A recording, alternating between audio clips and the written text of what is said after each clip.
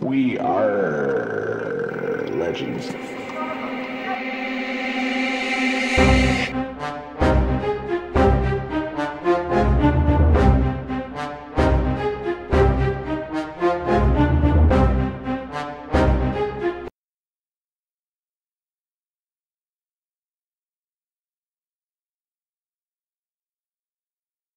Hello and welcome to We RRR Legends, the unofficial podcast of DC Legends Mobile. I am Slowbeast. With me, as always, is Hate Mail and Ogre.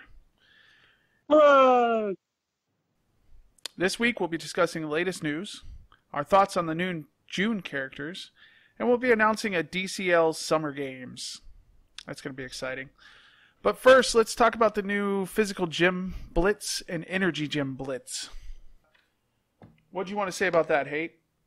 I really enjoyed the physical gem Blitz. And granted, it got a little repetitive because you saw mostly the same characters, mainly Batgirl teams or Bane teams, so I was kind of getting sick of Harley Quinn and Bane towards the end of it. Yeah. But I loved just having a completely different PvP. So I thought that was a lot of fun. I got to mess around with some interesting teams, and I'm really happy they did something along those lines that really shook up, because before it was neat having a couple boosted characters, but I didn't feel like it changed the game enough, where this was like playing something completely new and different. So I had a lot of fun doing it, ran it quite a bit. It was nice getting a nice stack of gems, even though I forgot that it was ending soon and ended a little lower than I push at the end. Yeah, but still had a lot of fun with it. Ogre, what'd you think about it? I enjoyed it. It was a lot of fun. It's definitely one of those things that gets you out of your comfort zone. If you don't run a lot of physical characters a lot of times, like, it makes you think about your composition a little bit more too, because you're restricted to the one affinity.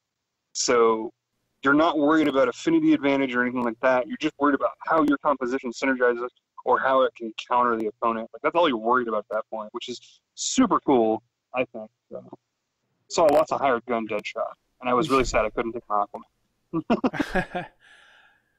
Yeah, I really liked it, and it definitely showed me the weaknesses of my physical characters roster, the ones that I have geared out and the ones that I don't. So yeah, I absolutely see what you guys are talking about. And then the energy coming up, I think that's going to be tough with a lot of the energy characters being so prevalent right now. I can't wait to do the major speed down teams with Kid Flash for all energy. I think that's going to be a nightmare team to deal with. That is going to be annoying and so slow. Captain Cold, Kid Flash, Clayface, and Mirror Master. Oh, I've run that team. Since Kid Flash has come out, I've been running that team. And it holds up against all but the Uber Etrigan teams. Now I don't even want to do it. That sounds bad. I did actually, during the physical gem blitz, really started to appreciate Killer Croc. He ended up being a lot more useful than I originally gave him credit for.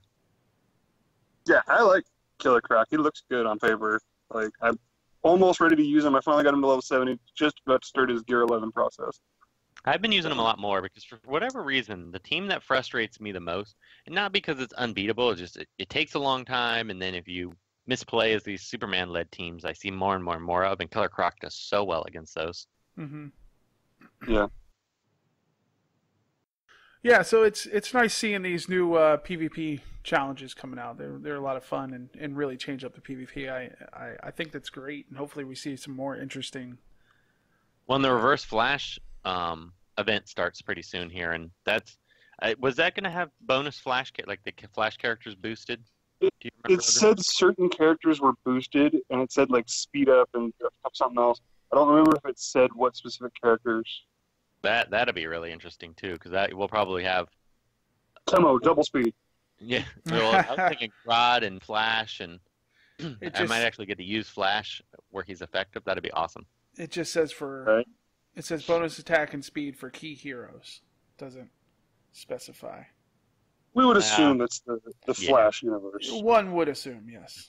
So that'd be fun. I'm looking forward to that too. Even though I don't need any Reverse Flash shards, it'll still be fun to run around in there and be a spoiler. My Reverse Flash is still rank 4, so.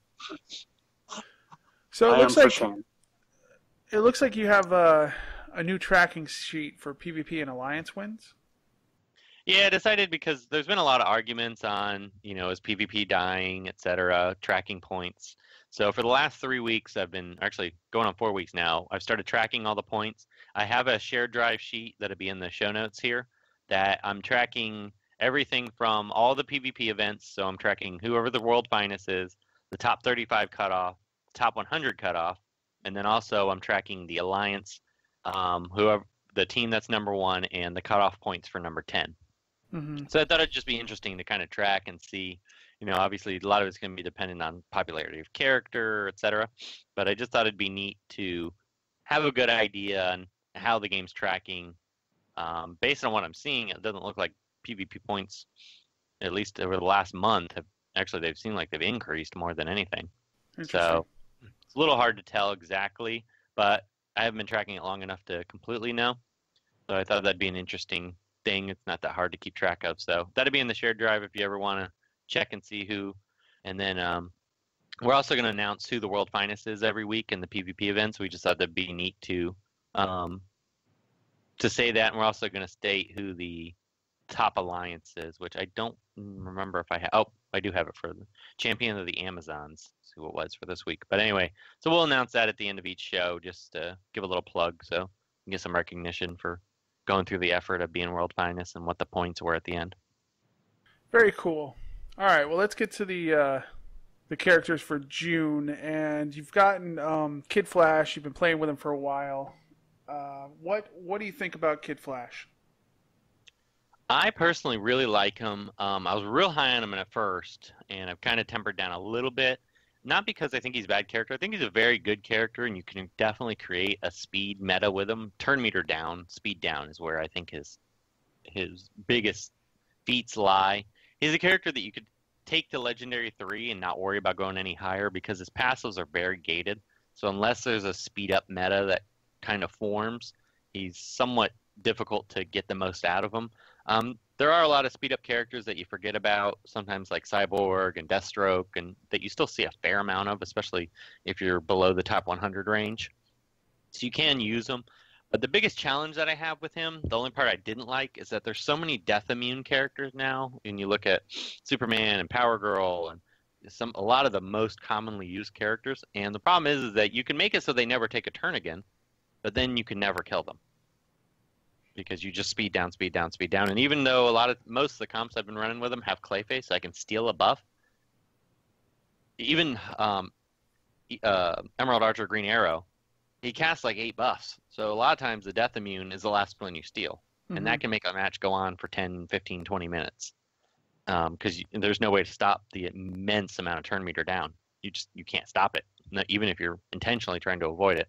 So that part gets a little frustrating because death immune characters they're automatically resistant to speed down for that reason.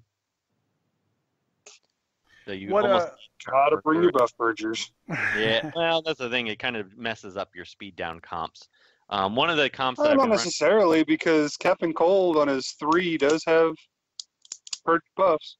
I have been running that, but once again, that only happens every 4 turns.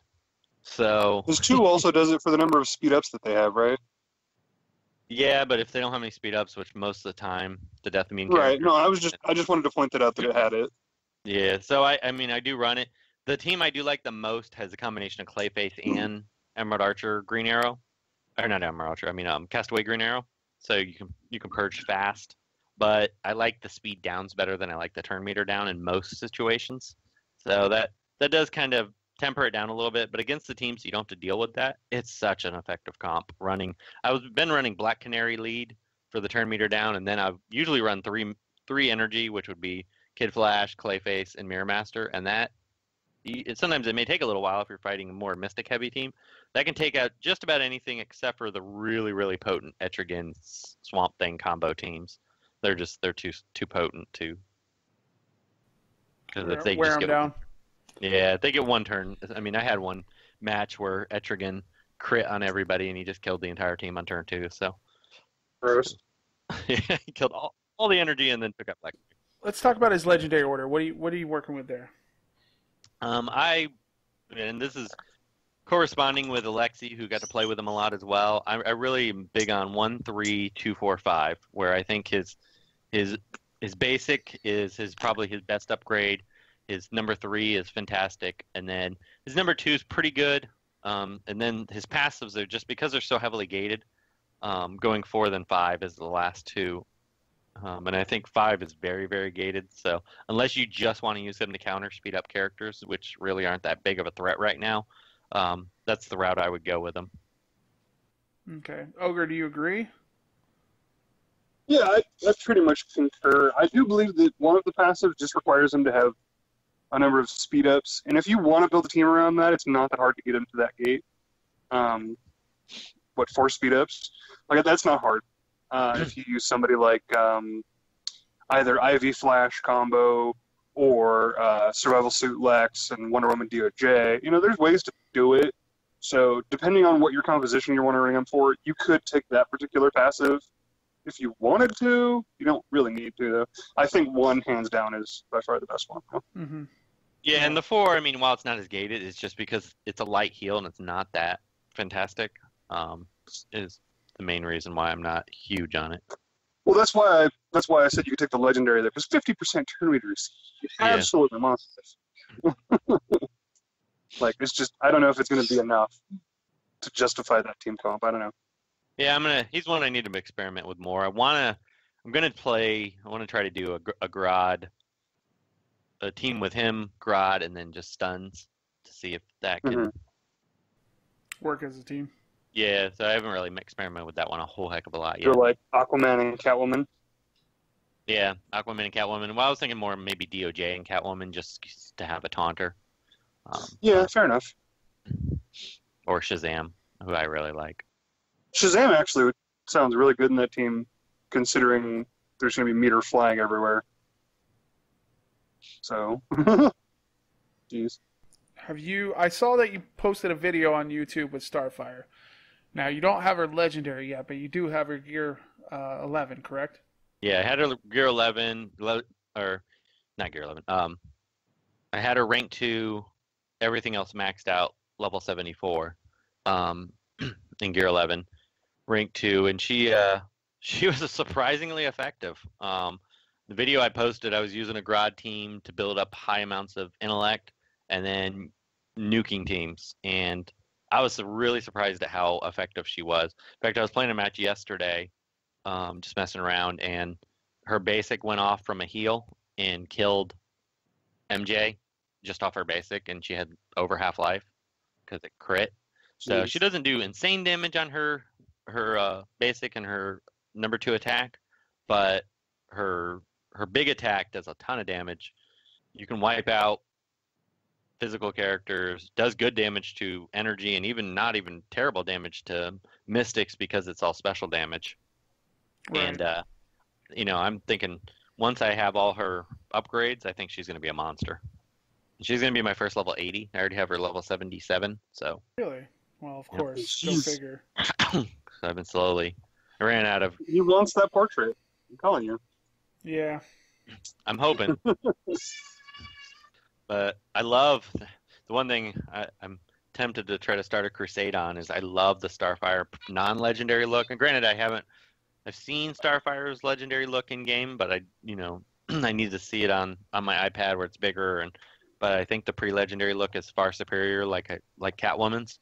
So I really wish they would add the toggle so that at least on your screen you'd see it.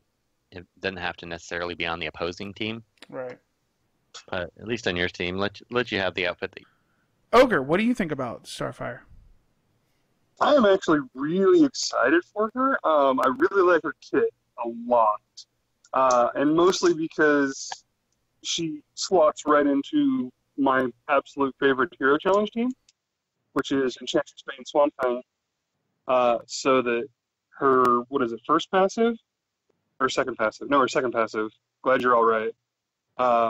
Whenever an ally gets healed, she has a chance to proc her basic attack, which, that's the whole point of that team, is just throwing basic attacks out randomly everywhere. So I'm really looking forward to that comp. Sounds like a lot of fun. I think she's probably going to be the strongest character of this month, just based on what I'm seeing just from rank 2. Certainly sounds that way. Let's get into Blue Beetle real quick. He had the rework. You got to use him a little bit, and it looks like you updated your recommended legendary order. Let's talk about him. Yeah, I would go with 1, 3, 2, 4, 5, and I did get to play him. And as Ogre and Doom and I, when we were going through the kits when we first got to see them, we were least impressed by his upgrade. And I did play a couple matches initially, thinking it was pretty good, and I realized it was because I was running. It's funny because Alexi did the same thing when he was testing him. We were running him with Steppenwolf lead, just I guess because there was MJs on the board or whatever reason, and he's great with a high crit. If he crits, he does insane damage. Okay. But if he doesn't crit, even I actually had a match not too long ago where I had a bunch of Hal Jordan Green Lanterns, and I went in against those teams and I was really disappointed in how well he did, because if he does not crit, he's actually does less damage with a monster stack of strength up than most other mystics. Wow. So I can't he's a support gear set. I forget which one exactly, but that's why his crit is so obnoxious. He has one of the higher crit modifiers. So, I mean, the problem is that you're going to have to bring either Hired Gun Deadshot or Steppenwolf to get something out of his kit, because otherwise he really is just dead weight. I mean, he doesn't really do anything for the team. Well, the whole ignoring shields, but if you don't have one of those other characters to get his crit up, then I guess it's useless. Yeah, I mean, it took me 4 attacks with him to kill Hal Jordan Green Lantern, where, Etrigan can do it in 1 turn, which I know that's not a real fair comparison because no one's got his level of attack, but, I mean, Swamp Thing can do an insane amount of damage, can sometimes wipe out. Even Wonder Woman DOJ, I've, taken Hal Jordan almost to nothing with a full life and a shield. She has a much higher crit rate, but not as high crit damage. Right. And And if he crits, that's the difference here. His crit rate is really low, but his crit damage is through the roof. yeah, I mean, I've seen his basic do 96,000 damage before. Wow. So he's one of those ones, if you run a lot of Hired Gun Deadshot lead or Steppenwolf lead, throw him on your team against shielded characters especially, and he'll devastate. He'll blow them up. Okay. Interesting. All right, then we had a few changes to Grodd, so let's talk about that. I got to say, when you first sent me the screenshot of Grodd's new size, I was so excited because I think that's obviously where Grodd should be. He should be that big, on par with, if not slightly bigger than Bane and the rest of them. He's a giant 800-pound gorilla. His size was definitely appreciative. I was so happy with that. He does seem better. He survives a lot better. It doesn't seem like they made a lot of changes to him. I was kind of hoping changed his gear set. Yeah, I was hoping that he would have. From what I could tell. I was hoping that he would get a little bit more than he got, but he's still going to be more of a supporty character. He's not going to be able to. I don't think you can just slot him in on any team. I do think his combination with, I'm really looking forward to doing a Grodd, Starfire, Etrigan, and maybe MJ team. I think that's just going to be a monster, like just a nightmare team to deal with all the intellect up and intellect down. It does sound rather fun. Okay, so was it the improvements that we discussed that we thought he needed, or do you think it was enough to make him a character that you want to use, or is he still just kind of that niche character that's not going to get much play out of you? It's hard to tell. I think he might see play just because you want to buff Starfire and Etrigan. I think between those two, buffing those two is going to make such a difference that he'll have a place. But I don't think he's just going to fit into any comp. And maybe there's some speed comps down the road that might work, or stun/speed comps that might work. But he's not quite what I was hoping for. I was kind of hoping for a big smash, crazy gorilla. Yeah. What did you think, Ogre? Obviously, he grew up. That's the he did grow. He did grow up. Thing for me. He's no longer Baby Grodd. So that's a big deal. Honestly, I think the biggest change that I saw was they changed his gear set to where he's a physical tank now, which means he has a lot more HP, can take a lot more physical damage. And because he already has a high base intelligence, he's going to be able to take the special damage, just fine as well. So the problem with that is that now his special damage AoE doesn't quite do as much damage, so he's a lot more reliant on those intelligence ups to do damage with that move. Now, I do think his utility actually comes from his basic attack and the fact that his other moves utilize it. He has a 45% chance to stun on his basic attack, so I mean, that's where his utility comes in. That's what I was thinking about some teams with that in mind, where because his basic does a little more damage now, maybe running a Hal Jordan Green Lantern led team that's a stun comp, running DOJ or Shazam and Catwoman or a different Bane or a different stunner might be a viable comp, because if you're calling assist and he's stunning a little more frequently, might be something you could put together there. Right, and 45% chance on the basic is the highest we've seen so far. Like, prior to this, it was 30 with Shazam, and it had to be legendary. Yeah. So I'm inclined to think that Grodd will find a place. You can't ignore that kind of a number. I mean, geez. Yeah, there has to be somewhere, somehow, you can make that work. At least we got some changes, and seems to be a little better. I'm definitely excited about the physical changes growing up. So that was awesome. Just reminds me of Deadpool 2, if you've seen it. Yeah. All right, so let's talk about the biggest changed character for this month, Terra. And apparently there's some controversy about her changes. Well, I've noticed a lot of people really don't like her changes and have basically said that she's been nerfed. I've been highly disagreeing with these people on many different platforms, but I can understand, everybody's got their own point of view and different play styles. My biggest argument to it is that everybody's like, oh, she's so nerfed, she stinks now, blah, blah, blah. Well, when did you ever see her on teams beforehand? So she obviously wasn't a great character. I mean, I think one of the rare people that busted her out every now and again. And then when Steppenwolf came out, she was completely replaced. And I think that was the problem. The Steppenwolf completely overshadowed her. And I think the main reason that people are complaining is that, two things. The biggest loss that she had was that before, her buff stack was either 6 or 7 evasion downs, which now they only do 3. And her buff before always gave a shield, which a lot of people are upset that now it's only 30% chance. Now, I do kind of agree on the shield. I wish it would have been at least 50%. I don't understand the 30% thing. But they're comparing her to Steppenwolf, and she's not a true Steppenwolf alternative. Where she was upgraded, you can't look at her in the prism of, is Terra a good alternative to Steppenwolf? That isn't how you need to look at her. You need to look at her, what else she brings to the kit. And I argue that on her basic, those 2-turn heal immunity that she casts is a huge upgrade to her basic, because the can't miss is built in now. And it still does 3 evasion down, so it still gives you a higher probability if you're facing MJ, which MJ in a vacuum, you're probably going to want to, if you're wanting to bring a counter and you have Steppenwolf's still going to be a better option. But now Terra, you can bring Terra when there's other heal immune characters you need to deal with. Like, one-on-one, Steppenwolf loses to Bane if Bane has had a chance to build up even slightly. I've had matches where I've lost with Steppenwolf and Power Girl versus Bane, where Terra eats him alive. So that's, and then also if there's a Swamp Thing. Well, that was one of the biggest changes of her kit was that it's all special damage now, like it was intended to be originally. It just wasn't, for whatever reason. Yeah, and that's a big difference against these physical characters. I mean, she eats through them. Now her shield, absolutely. The upgrade on her shield is she gets hit chance up now, which does help against other evasion characters. And then you also, so she's a viable option against Batgirl. I mean, Steppenwolf does it better for anti-evasion, but if you need heal immunity and you don't want to have to slot another character in for that, Terra can fill that void.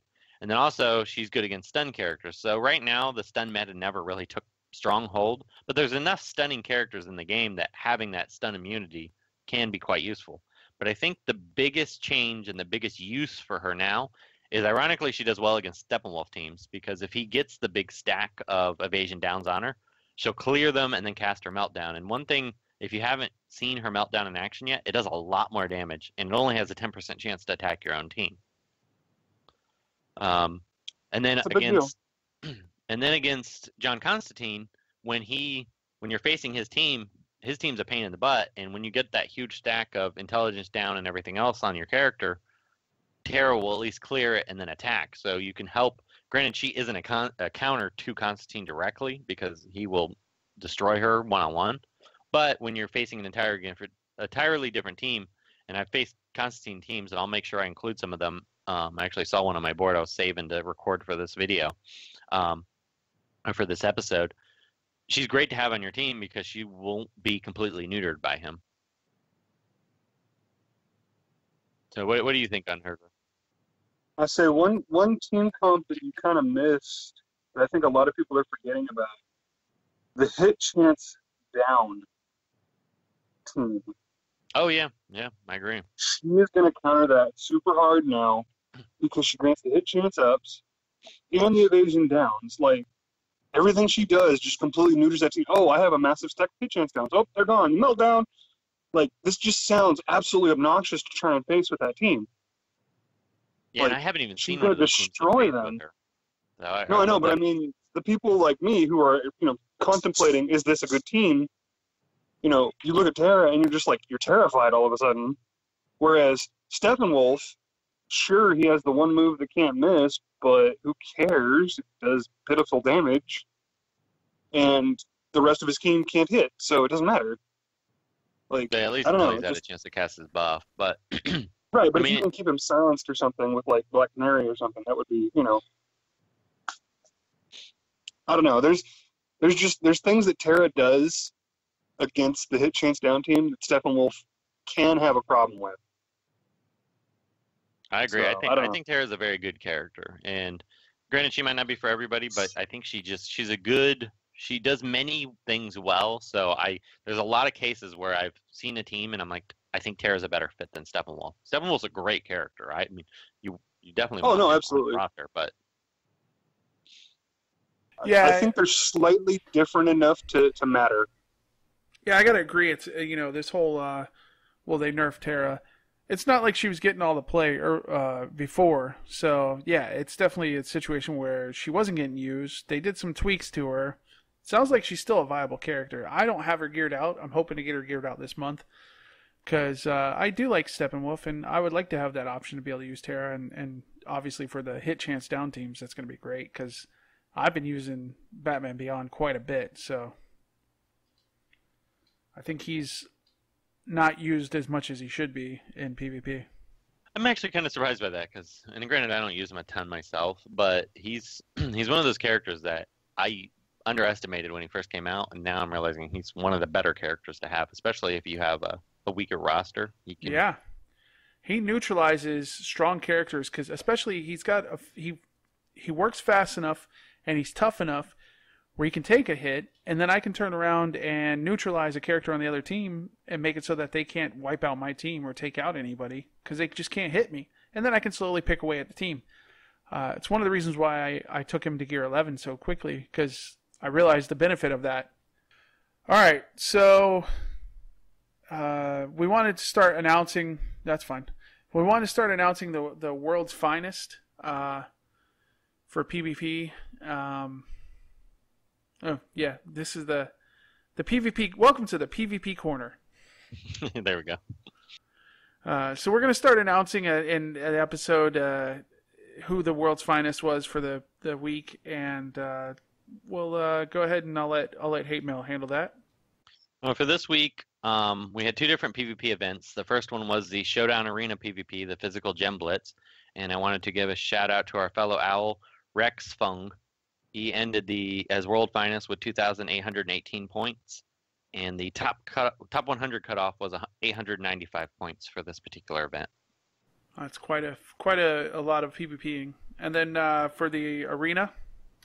In the PvP Wraith arena this past Monday, today's Tuesday, so it was on the 6-5 arena. The world's finest was I.Killed.Bambi at 4,353 points. And this week's top 100 cutoff was 2,510. And that was for Vixen, correct? What was this past week? Yeah. I believe it was Vixen. Yeah, yeah, because I was trying to get as high as I could. I wanted some Vixen shards. But I Killed Bambi. That dude's got to be... dilemma. or that guy or girl has to be 60 years old by now. What was your dilemma, Ogre? My dilemma was, if I wanted to get my Vixen to Legendary 3, I would have to get to top 100. Ooh. But I was also trying to drop rank so that I can get easier board clears for my Joker damage good shots. That is quite the dilemma. I let myself fall pretty far. I took the opportunity to fall. Well, I was playing a lot of the physical gem blitz, so I really ignored the Wraith arena.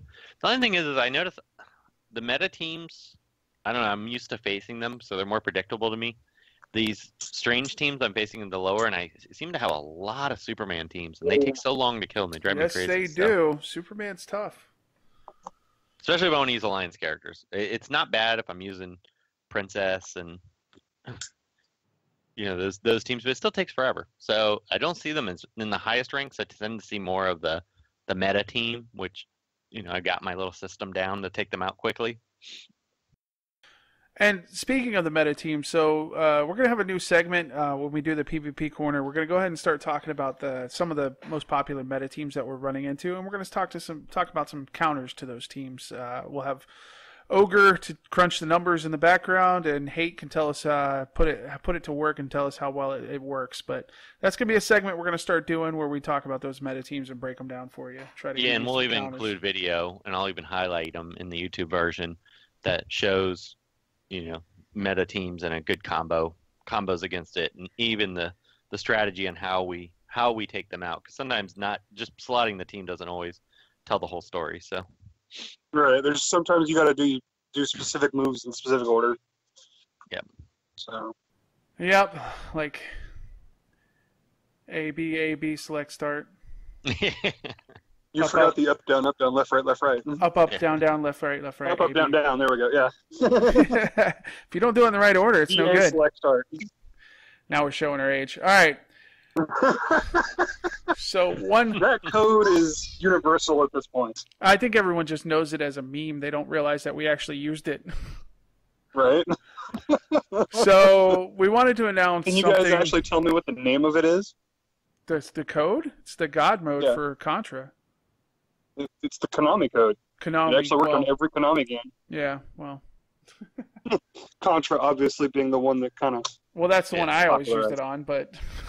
That's the one that kind of popularized it, so... So anyway... we decided we want to do something fun for our listeners for summer. And we're going to do a Summer Games. And Hate's going to go ahead and explain what we mean by Summer Games. Yeah, and this is not DC this is a DC Legends tournament, but it's not in any way endorsed or shaped by DC Legends, which they wanted me to make sure I made that clear, because we will be doing prizes. We're going to start next week, and we're probably going to do, because we want to do a bunch of them over the summer, and we're going to have them different every single week. So we're going to probably do a $10 gift certificate to iTunes or Google Play each week for the winner. And we're going to do really interesting PvP challenges where we're going to need you to send in video. You can either email them, upload them to Google Drive, put them on YouTube, whatever is the most convenient for you, or post them in game if they're short enough or small enough that you can post them in game, and then just send us a note so that we see them, and then we'll have all that information next week on where to send them to. Our first one's probably going to be some kind of ridiculous PvP modes, and then we're going to take the best ones, and then we'll do some kind of voting system between us on what we deem to be the winner each week. And then if you're interested in coming on and talking about that team, we might even have you on the podcast. So it'll be a fun thing. You can win some real life money with it, and we think it'd be something really cool and fun to do over the summer. And we'll see how long we keep it going, depending on how interested everybody is. Yep. And like Hate was saying, we'll make sure that you know what the criteria will be to win, and it's not necessarily going to be the highest power level team. It'll be some kind of criteria that we come up with that Hate, myself, and Ogre agree upon, and we'll go ahead and let you know whenever we announce it, and we'll decide who the winners are. And our goal is to start it next week, so we're going to brainstorm some this week, and then come out with our first game, and then we'll have new ones every week for the next 4 to 6 weeks or so. Do you like the show? Consider becoming a patron and get a special show each month, our special Q&A episode. It's only $1 to have access to this. Check it out at patreon.com, We RRR Legends. Thanks for listening. You're not going to say anything? We are legends.